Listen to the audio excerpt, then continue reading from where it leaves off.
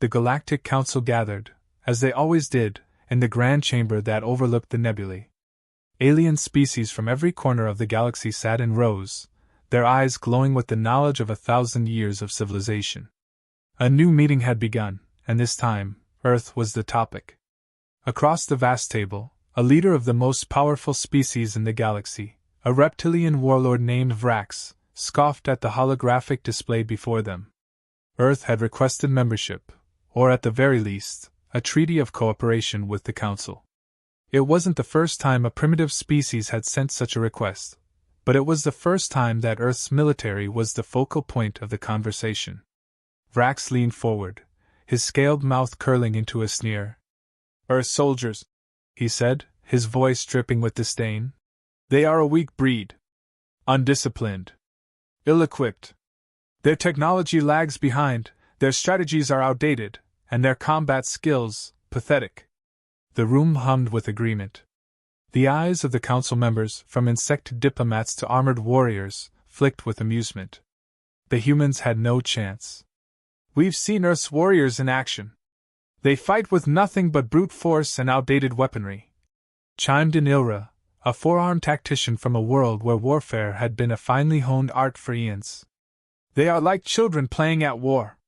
They lack the mental fortitude of true soldiers." Vrax's voice rose in certainty. "The problem with humanity is their mentality. They see war as something to be won by numbers, not precision. When the time comes for real combat, they will falter. No matter their numbers, their soldiers are soft." A few murmurs of agreement passed through the chamber. Humans had gained some respect for their technological advances, but the consensus was clear: their military was inadequate, no match for the trained warriors of the Council. The humans, they believed, had no place on the front lines of galactic conflict. The reputation of their soldiers was laughable. At the front of the room, Earth's envoy remained silent, though their faces betrayed the weight of the words directed at them. The delegation, led by General Ford, exchanged uneasy glances. Ford, a seasoned veteran, had fought in wars across Earth and had faced the fiercest adversaries the planet could muster. But here, among beings who had conquered galaxies, his soldiers seemed small and insignificant. The general cleared his throat and stood, addressing the room. "You are mistaken," he said, his voice calm but firm. "You don't understand the nature of human soldiers. Our strength is not in size, technology, or firepower. It's in our will, our adaptability, and our resilience. We've overcome impossible odds before, and we will again." Vrax's laugh boomed across the chamber, followed by the cold chuckles of the other council members. "Will? Resilience? What a quaint idea," he mocked. "But do not take my word for it. Let us see how resilient these humans are. Let us put them to the test." The challenge was set. Earth's soldiers would prove themselves, or be forever written off as weaklings. But no one in the Galactic Council believed they would even last a single day. The next morning, Earth's representatives found themselves standing before an array of trials. A squad of elite operatives had been chosen for the test, SAS soldiers, the best of the best. The Council had handpicked a brutal set of challenges, certain that humanity would buckle under the pressure. General Ford gave one last look to the team. "Remember what we've trained for. We do things their way. But we don't bend. We endure." The first test began without warning. A harsh planet, barren and freezing. The SAS Operatives, equipped only with basic gear and their wits, moved across the icy expanse. Alien drones observed from above, their glowing lenses trained on the humans as they struggled against the elements. One operative, Sergeant Lewis, didn't flinch. His face was a mask of determination as he navigated the frozen landscape, setting up a makeshift shelter. It wasn't just about surviving the cold, it was about adapting to it, making do with what they had. A task that would take most soldiers days to accomplish was finished in hours, the team working with practiced precision. On the monitor, the Council watched in disbelief as the humans, seemingly unaffected by the freezing temperatures, continued to build their shelter, setting up a base of operations. No one had expected this. "Impressive," Vrax muttered under his breath. The reptilian warlord had expected to see Earth soldiers shiver and collapse, but instead, they were thriving. Something was different about them, something the Council could not yet comprehend. The next test, however, was designed to challenge their physical endurance. The aliens had prepared a series of combat simulations, each more grueling than the last. The humans were thrown into a gauntlet of alien opponents, trained in every form of warfare imaginable. Yet, once again, the SAS soldiers surprised the Council. With their unrivaled training in hand-to-hand combat, tactical evasion, and psychological warfare, they systematically dismantled each challenge. Each time they overcame an obstacle, the Council's members exchanged uneasy glances. The arrogance that had filled the chamber at the start of the trials was slowly beginning to dissipate. During one particularly brutal simulation, Sergeant Smith, facing a highly advanced alien adversary, displayed a level of cunning and grit that left even the hardened alien warriors stunned. While his opponent relied on advanced weaponry, Smith adapted quickly, using his environment to his advantage. He trapped the alien in a pitfall, rendering its weapon useless before taking it down with a series of precise moves. It was a method of combat the aliens had never seen before. "This cannot be," muttered Ilra, her 4 eyes widening in disbelief. "These creatures should be broken by now." The final trial was meant to break them completely, a psychological test designed to exploit fear, weakness, and hesitation. The Council believed the human soldiers would crumble under the pressure, but when the trial began, it became clear that the SAS operatives were far from ordinary. The test involved being placed in a simulated hostage rescue mission on a hostile, war-torn planet. Alien mercenaries, who specialized in terror tactics, had taken civilians hostage, and the humans were tasked with saving them. The aliens expected the humans to fail, to be outsmarted by the mercenaries' traps and guerrilla tactics. But the SAS team did what they did best: they adapted. They infiltrated the mercenary camp using stealth and deception, never once breaking their composure.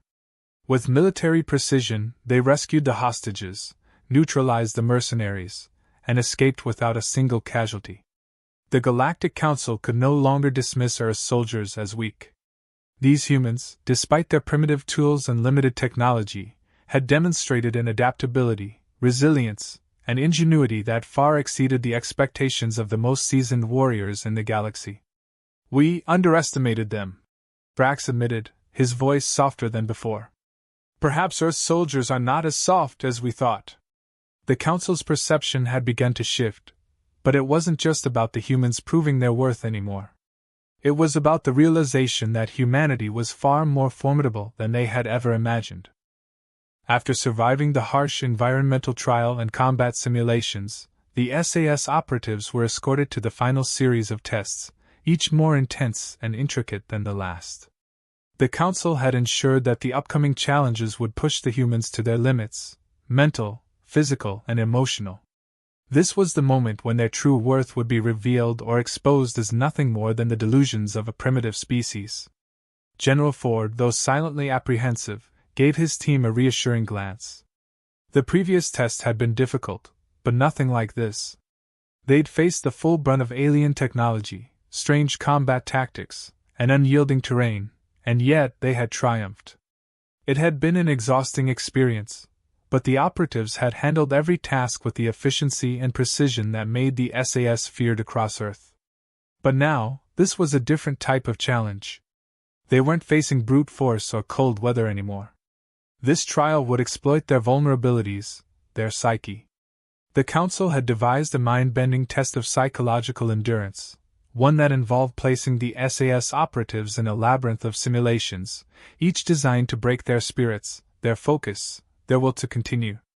It was a mental game, a war of nerves. The aliens believed that no matter how tough humans were, they would eventually collapse under the pressure, unable to handle the psychological games designed to turn them against each other. As the trial commenced, the team was split up into individual segments, each soldier isolated in a separate environment. The room shifted into an eerily quiet blackness, and suddenly, the air around them felt dense with tension. Their surroundings constantly changed.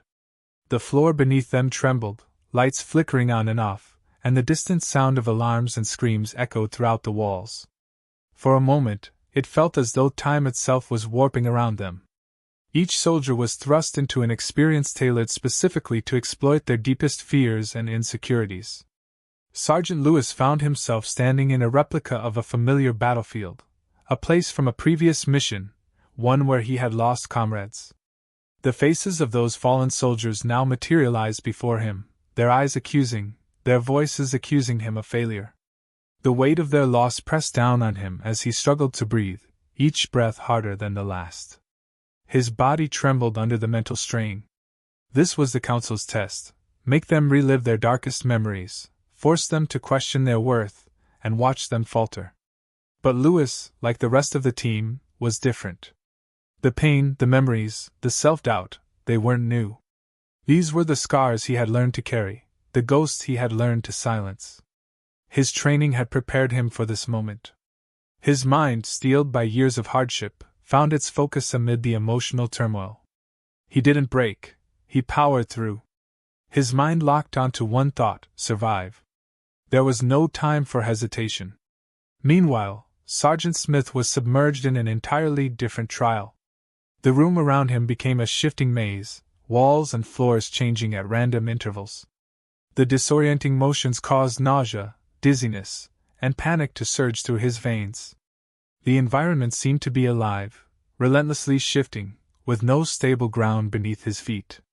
The walls whispered his name, questioning his ability to lead, to succeed in the face of overwhelming uncertainty. But Smith, ever the tactician, understood the nature of the game. The maze was a trick, a test of endurance and mental clarity. Every time the walls moved, he adjusted. Every time the ground shifted, he recalculated. He wasn't trapped. The puzzle was only in his mind. He adapted, as he always did, and found his way through. The Council had expected these soldiers to falter, to succumb to fear or confusion. But each operant response, each choice made by the team, was a demonstration of the unshakable mental toughness they had honed over years of combat and survival. The final part of the test was the most brutal, a simulated hostage rescue, one that involved a series of moral decisions. The operatives were placed in a chaotic city environment where they had to decide which civilians to prioritize. Would they save the larger group at the risk of fewer casualties, or focus on a smaller group of hostages who were more difficult to reach? The trial wasn't about pure combat ability. It was about decisiveness, moral clarity, and emotional control. General Ford stood in the simulated environment, assessing the scene. It wasn't a test he could tackle with sheer force or brute military strategy. He had to calculate every move, every decision. Lives were at stake, and the weight of each decision bore down on him. But where others might freeze in such a situation, Ford maintained a calm focus. The challenge wasn't whether he could save the most lives, it was whether he could endure the moral toll of making tough choices. It was a decision that many soldiers never truly had to make until it was too late. Ford's decision was cold, but it was calculated. He chose to secure the hostages who were at immediate risk of execution, knowing full well that some might not make it. It was a choice that weighed heavily on him, but it was the decision that would save the most lives in the end. Meanwhile, across the room, Sergeant Smith was facing his own version of the moral dilemma. The hostages he was tasked with saving were scattered in various places, each group under different levels of threat.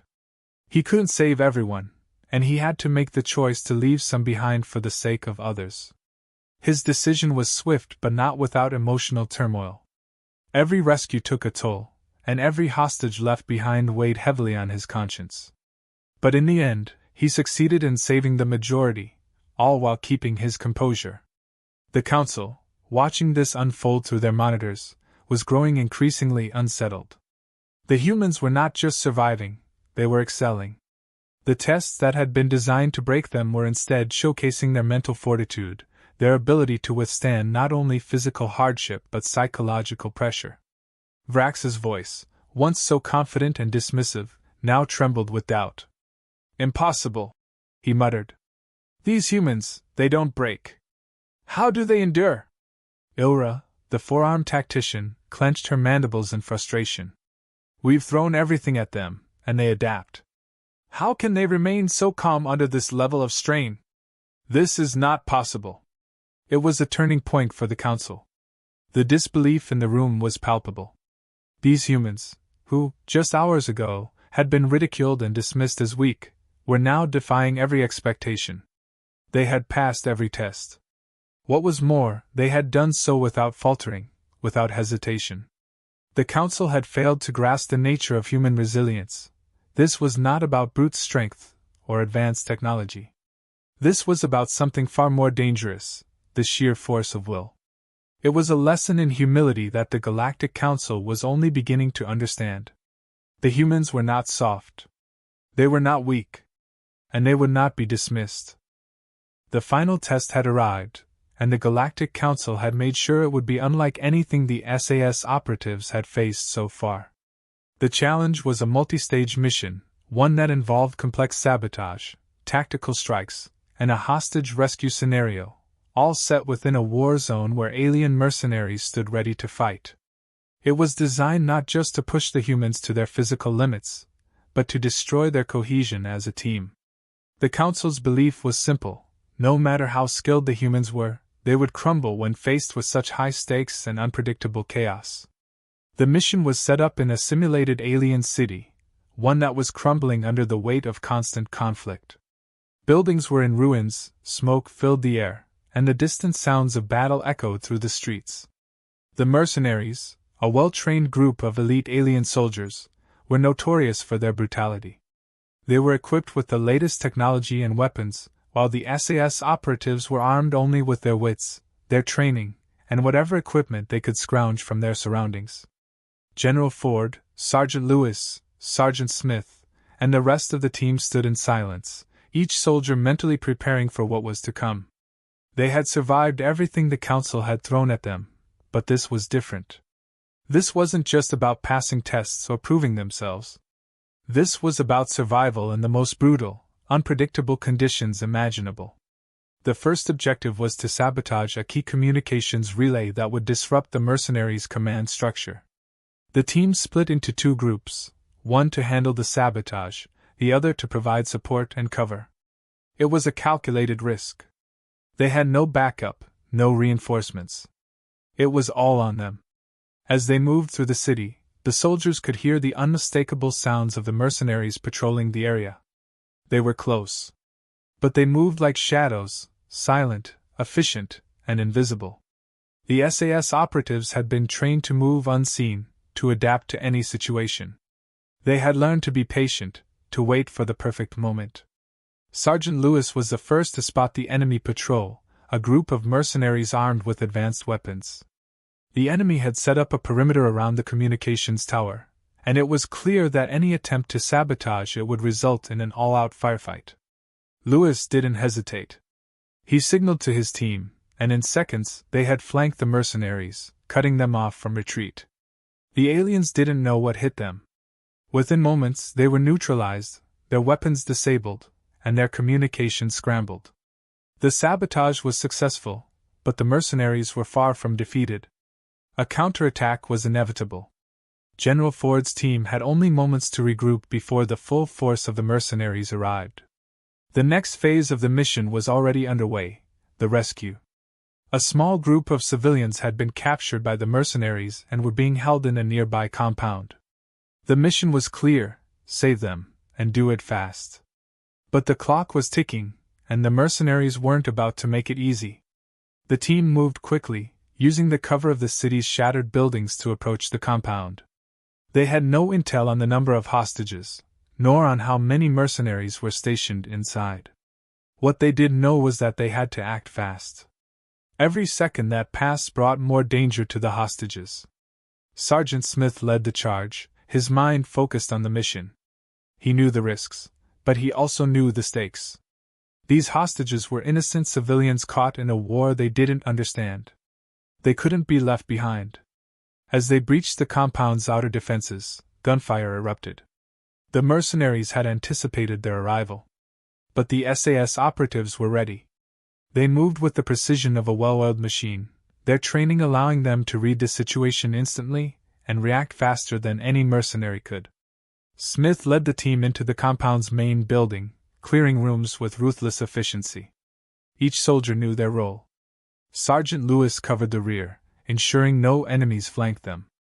The others moved in formation, carefully securing each room, neutralizing threats with minimal collateral damage.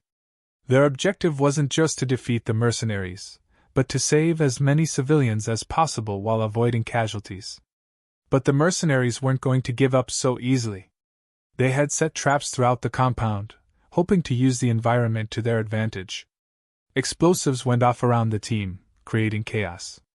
Shrapnel flew through the air, and the sound of grenades echoed through the corridors.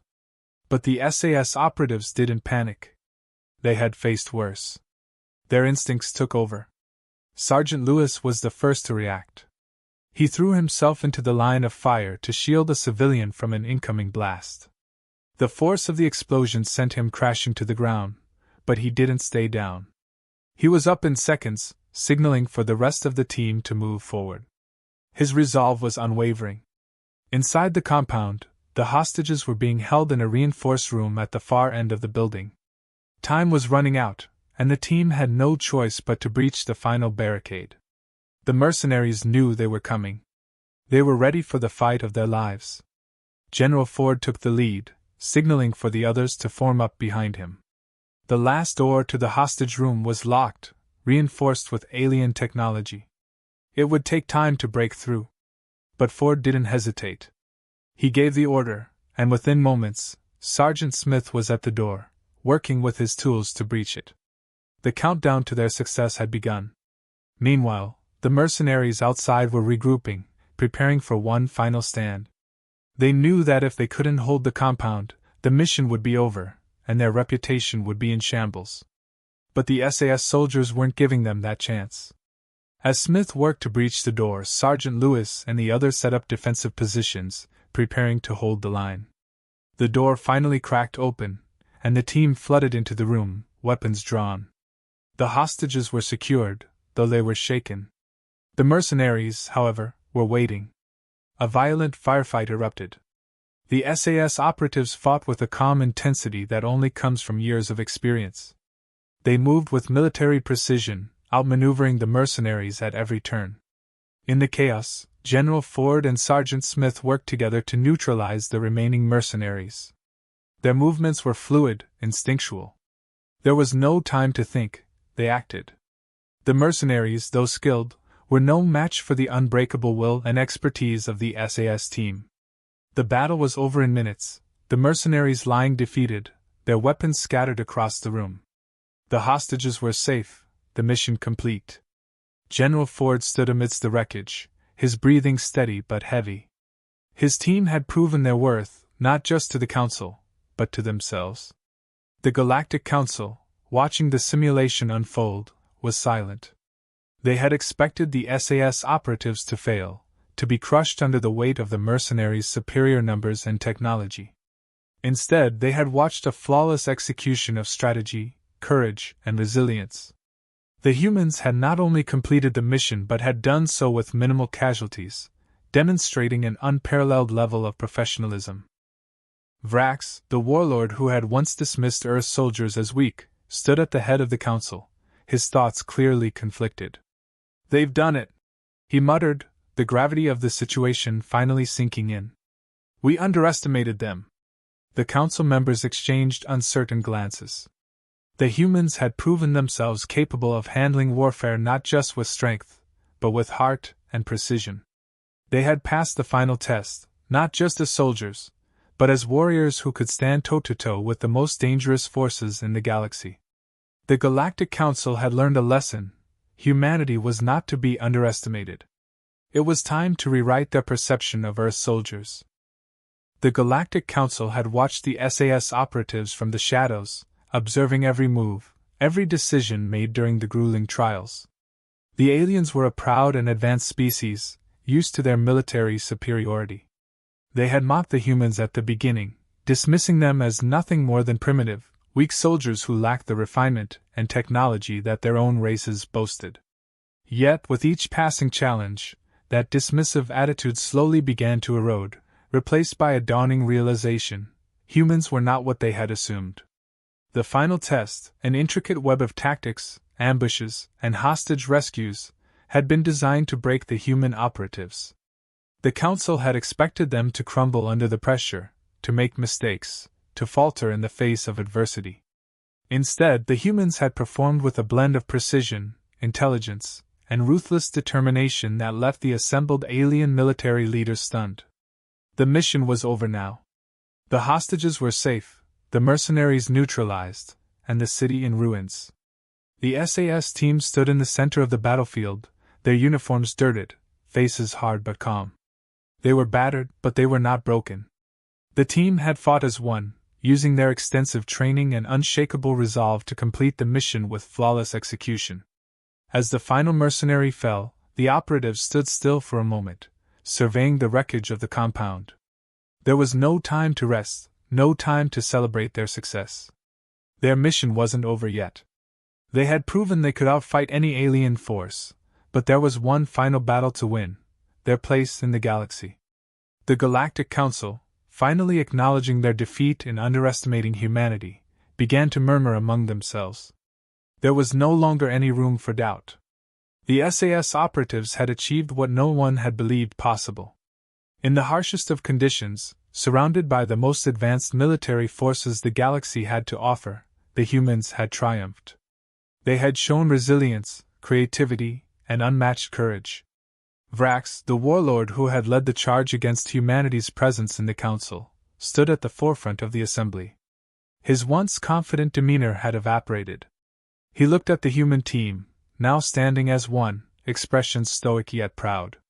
"We underestimated them," Vrax muttered, his voice tinged with awe. "I did not foresee this." Another council member, an insected diplomat from the planet Zlara, clicked his mandibles in agitation. "We are at a crossroads. Our military forces cannot ignore what we have witnessed. These humans, these soldiers, are unlike anything we have encountered before. They do not rely on technology alone, but on something deeper, something that we have dismissed as obsolete." The insectid's words rang true. Humanity's soldiers fought with more than just their weapons. It was their instincts, their adaptability, and their unwavering mental toughness that had set them apart. They relied on creativity, unconventional strategies, and the unbreakable will to succeed. While the alien militaries often focused on technology to win battles, the SAS had shown that the human spirit, trained in the harshest conditions, could outperform even the most advanced weapons and machines. The tension in the council room was palpable. The aliens had always prided themselves on their superiority. They were technologically advanced, each species capable of feats that humans could scarcely imagine. Yet, in the face of Earth's finest soldiers, they had been forced to confront a sobering truth: the humans were not inferior. In fact, in many ways they were far superior in what mattered most: the will to fight, to survive, and to overcome the impossible. General Ford, ever the strategist, had been quiet throughout the final battle, his thoughts clear but focused on the next move. Now that the mission was complete, he finally spoke, his voice carrying across the room with a calm authority. "We've completed the mission, but the work doesn't stop here. Earth's place in the galaxy is not determined by technology alone. It's defined by the men and women who will fight to protect it, no matter the odds." His words were simple, but they cut through the doubt lingering in the air. It wasn't just about Earth soldiers proving themselves, it was about what Earth represented. Humanity was not some primitive species. They were a force to be reckoned with.